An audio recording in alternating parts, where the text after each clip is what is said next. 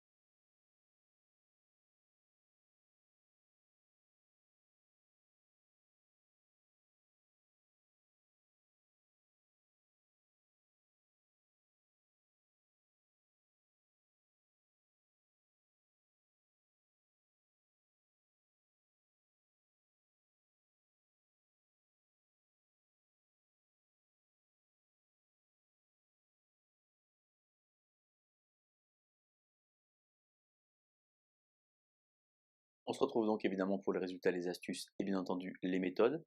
Pour commencer, un petit rappel, pour ajouter deux fractions, il faut qu'elles aient le même dénominateur et ce n'est pas nécessaire pour les multiplier ou bien pour les diviser. Première question ici, on a donc a égale 1 plus 7 treizièmes. 1, c'est comme si j'avais 13 sur 13. 13 sur 13 plus 7 sur 13, ça fait finalement 20 treizièmes. On obtient donc a égale 20 treizièmes. Question 2, le calcul B, 1 septième plus 1 cinquième. Il faut donc ici mettre les fractions au même dénominateur en multipliant finalement, en croisant les dénominateurs. 1 fois 5 plus 1 fois 7, ça fait donc 12 pour le numérateur. J'obtiens B égale 12 35e. Question 3 ici, une multiplication de fractions. Alors deux informations importantes. D'abord, je m'occupe en priorité des signes. Et ensuite, je regarde si par hasard je ne pourrais pas simplifier des nombres. Il vaut mieux simplifier que multiplier pour ensuite simplifier. On a donc ici moins, au numérateur 3 fois 5, 15, et au dénominateur 2 fois 7, 14. Je peux affirmer que moins 15 quatorzième est une fraction irréductible, tout simplement parce que le numérateur et le dénominateur sont deux nombres entiers consécutifs. Question 4, le calcul des 1 dixième plus 3 cinquièmes. Je vais donc ici devoir multiplier la deuxième fraction par 2 pour la mettre sur le même dénominateur, c'est-à-dire sur 10. 2 fois 3, 6, 6 et 1, 7. J'obtiens finalement D égale 7 dixièmes. Question 5, le calcul E, cette fois-ci diviser deux fractions. Je vous rappelle que pour diviser par une fraction, il faut multiplier par son inverse. On observe simplement ici qu'on a deux fractions qui sont sur 5. On a directement le résultat qui vaut donc moins 3 quarts. Question 6, ici le calcul f. Attention, règle de priorité. Je vous rappelle que multiplication et division sont prioritaires sur addition et soustraction. Moi, je vous invite surtout à ne pas multiplier ici les fractions, mais à simplifier le 7 du numérateur et le 7 du dénominateur. Je dois finalement faire 3 cinquièmes plus 12 cinquièmes, c'est-à-dire 15 cinquièmes. 15 cinquièmes est une bonne réponse, mais ce n'est pas la meilleure réponse possible, car 15 c'est 3 fois 5. J'obtiens finalement f égale 3 pour le résultat de la question 6. Question 7, le calcul G. Ici, multiplication de deux fractions. Alors attention, 5 fois 42, il n'est pas certain que tous les élèves sachent faire 5 fois 42. Je vous rappelle une phrase que je dis souvent, s'il y a un calcul que je ne sais pas faire, c'est peut-être parce qu'il ne faut simplement pas le faire. Alors je me rends compte finalement que 42, c'est 6 fois 7. Je peux donc simplifier dans ma tête le 2, 6 en haut et en bas.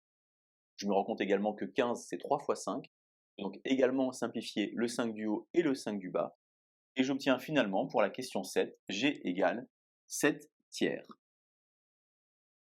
Question 8, le calcul H. Ici, ajouter des fractions qui ne sont pas au même dénominateur. Lorsque j'observe, j'ai 3, 6 et 12. Je vais finalement mettre toutes les fractions sur 12. Je vais donc avoir pour la première 4 douzièmes, pour la deuxième 10 douzièmes. Il faut donc faire 4 plus 10 plus 7. Ajouter finalement des nombres entiers. 4 et 10, 14 et 7, 21. J'obtiens donc 21 douzièmes. Attention, 21 douzièmes est une bonne réponse, mais ce n'est pas la meilleure réponse possible, car je peux diviser par 3 et j'obtiens donc à ce moment-là H égale 7 quarts.